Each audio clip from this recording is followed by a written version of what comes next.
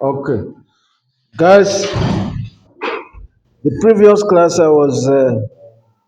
I discussed the pricing policy, right? You're gonna watch it on YouTube.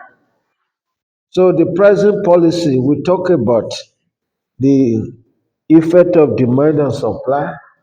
You know, demand and supply in economics, it influences the price, right? It determines the price. Let's put it that way.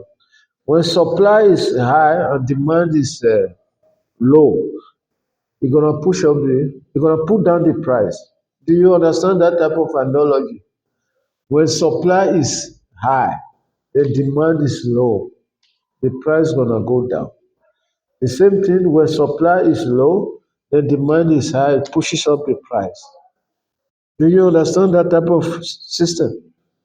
Okay.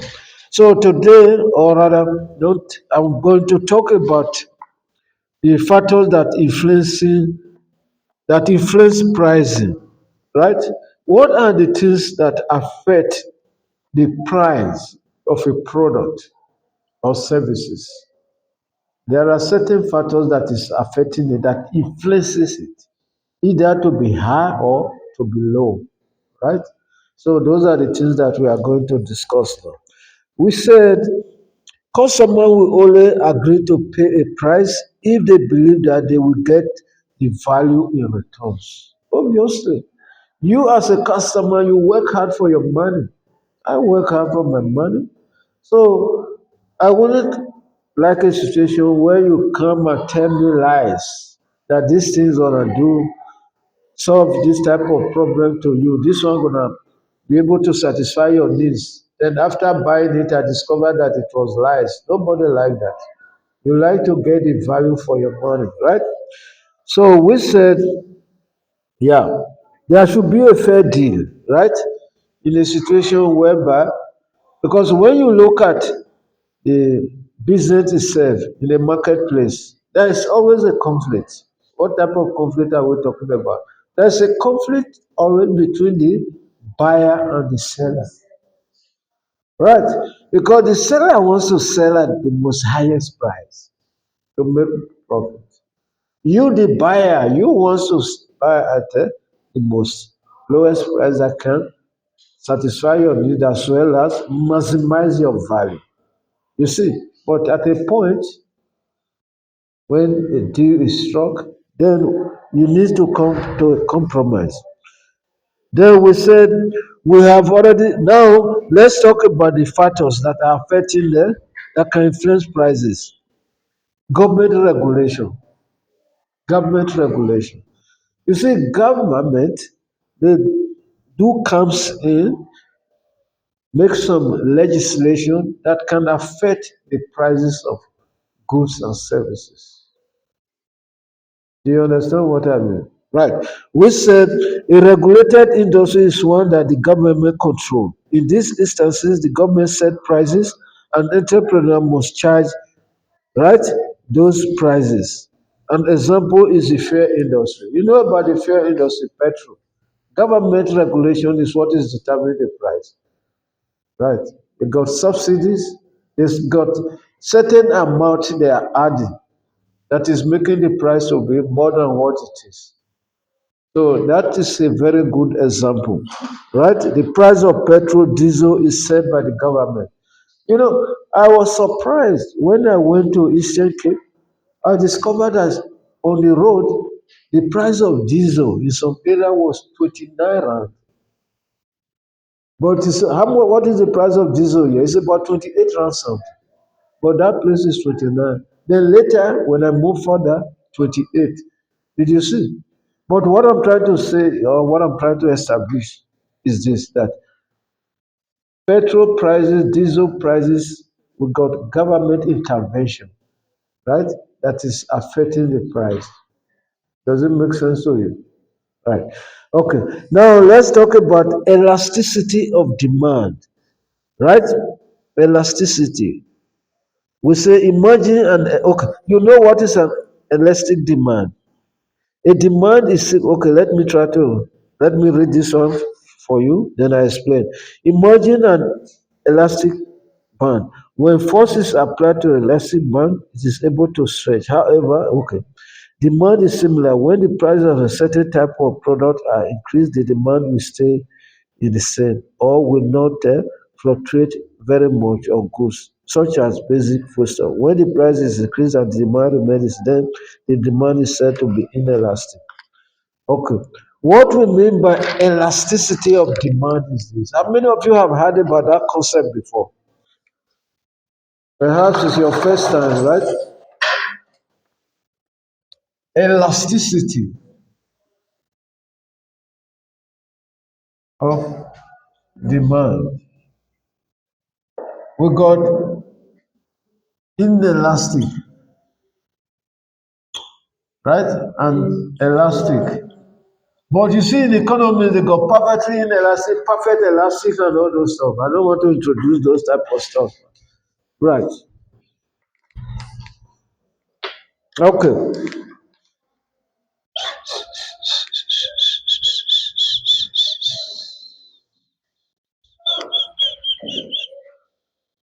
What is this? What do you call this? Hello, focus. What is this? A rubber band. Right? This one is elastic. Right? It expands. It can get to a point whereby it can no longer stretch. Then you cut off. Right? Elasticity. This is elastic because it can expand. Right? There are certain products or services that are elastic in demand. Right? Elastic means when the prices of the product goes up, what's going to happen to the demand? It will change.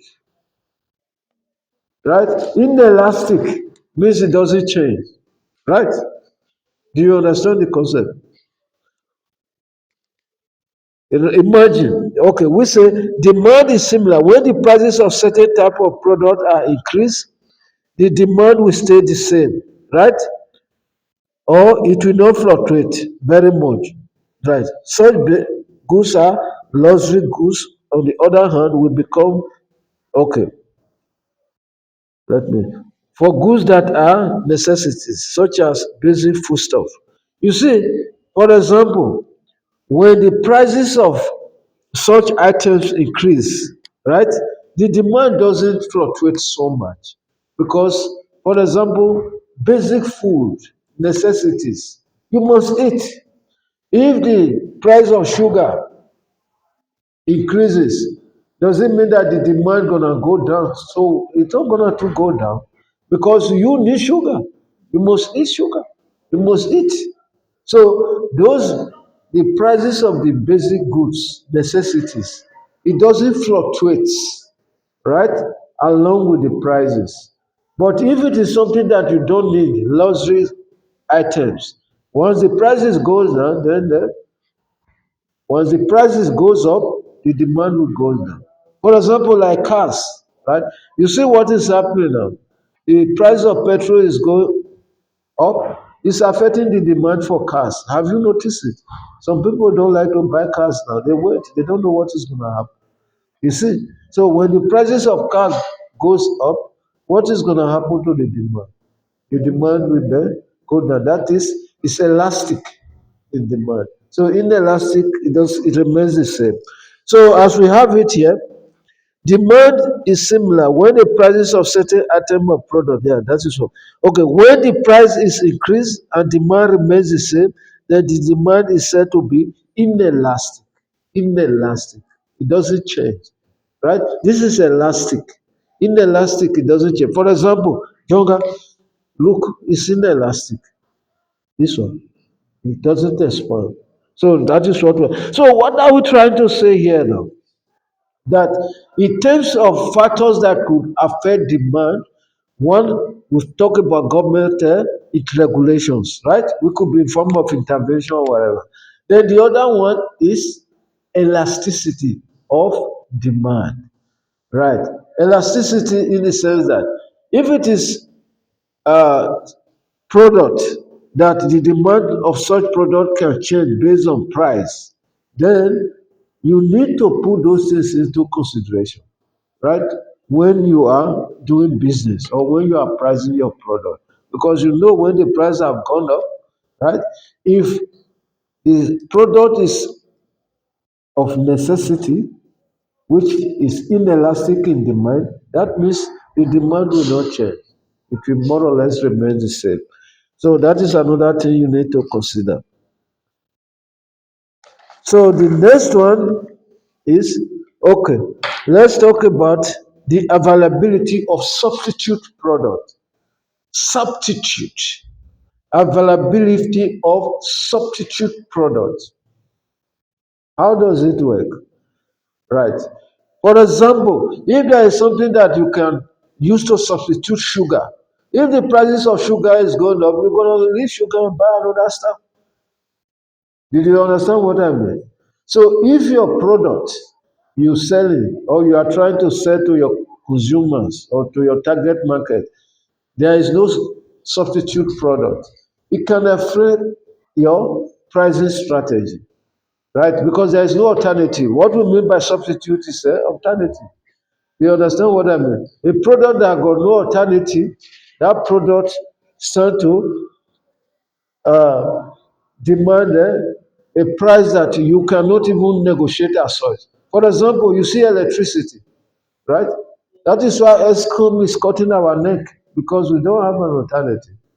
If the solar system was to be standardized or institutionalized, to the level of ESCOM, generating electricity to a lot of people, if you discover that ESCOM is trying to choke you with their bills or with their rates, what you gonna do? You go for a substitute. So these are the things that you need to consider that could affect your pricing strategies. Then, okay, those are this. Then the price determination process. How do you determine the price? You first of all determine the cost price of your product or services. How much is gonna cost you, right? Like you did here now in your calculation. Got the cost price, you work it, you put your markup to be able to establish the selling price. Then you, yeah. So those are the things that we need to talk about as far as this context is concerned. So now we're going to talk about the pricing strategy. Pricing strategy. The strategy, right? We say setting the right price is not just about making profit. It is also about making sales, right? It's not necessarily about making profit. You need to think about the sales because if your price is too high, you might be able to make you yeah, if your price is too high, you set up yourself to making higher profit. But the problem is you need to consider the turnover. That is the sales. Will you be able to make the right sales, right? That can keep your business going, keep your business in such a sustainable way or in a sustainable space. Then you need to consider. In other words, there are maybe a price where you charge less but sell more and therefore earn a bigger profit. This is a very profound statement. You look at the market, right? There are certain instances you charge low, then your turnover will be high. So when you charge low and you have a high rate of turnover, you're going to make more money than you charge high with ending up having a less turnover. Do you understand what I mean by that? For example, do you know why ShopRite and Pick and Pay, ShopRite, for example, is making money because they price very low. Their profit margin is very low. Now, based on that, people are going there to buy. They have a very high rate of turnover. That is where they are making money. Someone told us that there was a time when I was in the business class, the business school. They said the profit margin of ShopRite is about 1.5%. 1.5%. That is the profit margin. Imagine how many businesses got one or charge 1.5%.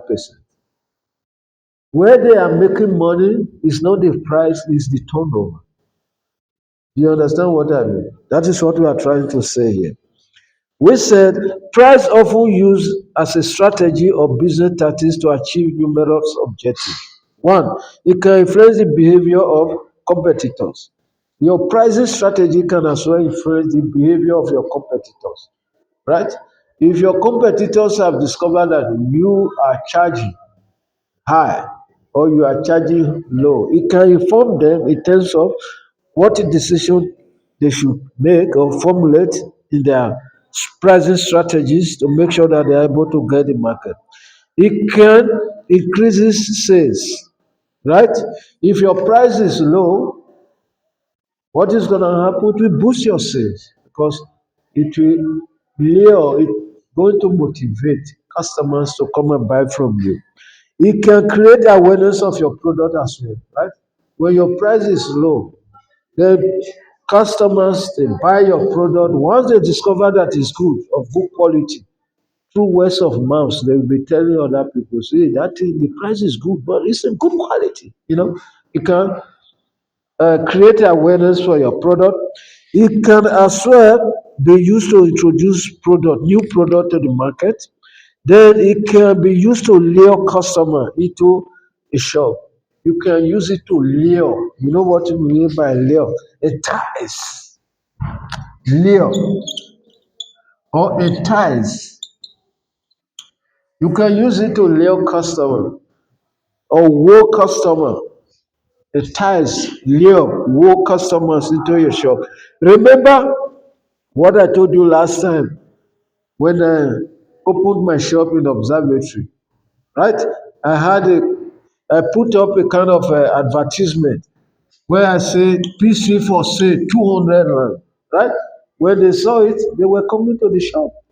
So because they saw the price, they look at it, 200 rand for a PC becomes incredible.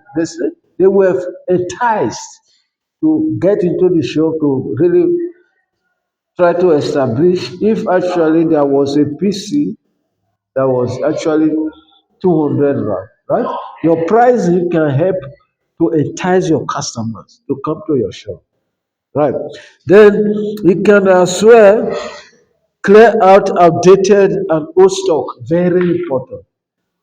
You can use pricing strategy or price to clear out goods that are old, that are low moving, right? That are not fast moving in sales to get rid of slow moving product. Do you understand what I mean? Sometimes when you get to most of these shops, you see they put red, they discount the price. What are they doing? They want to get rid of those stuff. So you can use a pricing strategy to do that. Right. Guys, is the period over? Okay, so we're gonna stop here, right? We continue from here next week.